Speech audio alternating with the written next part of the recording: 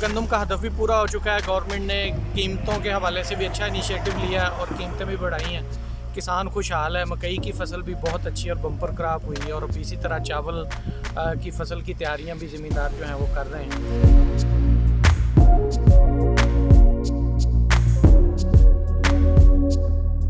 पिछली हुकूमत जी है बड़ा कम रेट आई कणक का 1200-1300 रुपया ते साडे जिहड़े अखराजात हैं वो पूरे ना होंदे जी।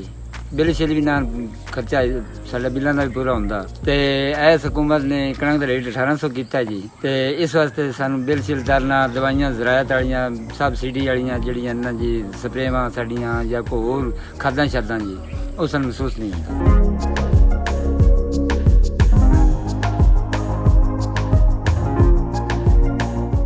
उस्मान महमूद मैं जिमीदार हाँ जी। गंदम का रेट जोड़ा भी बहुत अच्छा मिला इस दफ़ा। बहुत अच्छी हुकूमत जी है, हुकूमत ने साडा बड़ा साथ दिता है। असी बड़े खुशहाल हैं इस दफ़ा इस हुकूमत के। इन्हें सानू बहुत रिलीफ दिता है, बहुत सारिया सहूलतां जरिए सानू देंदे ने।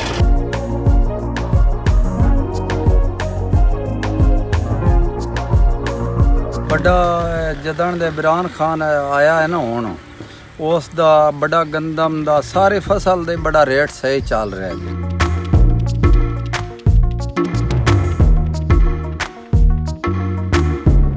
मेरा नाम सलीम रज़ा नेकोकारा है। मैं छोटा सा किसान हूँ। गवर्नमेंट ऑफ पाकिस्तान ने बहुत अच्छे इकदाम किए हैं। इस दफ़ा उन्होंने सब्सिडी दी है जो पिछली हुकूमतें नहीं दे सकी। छोटे से किसान जो मतलब कि पहले खुशहाल नहीं थे, जो उनके जो मार्केट में दवायात थी खादें वगैरह थी जो 2 नंबर चीज़ें आ रही थी, इस दफ़ा गवर्नमेंट ऑफ पाकिस्तान ने एक तो ज़मींदार को सब्सिडी दी है पिछली हुकूमतों से ज़्यादा।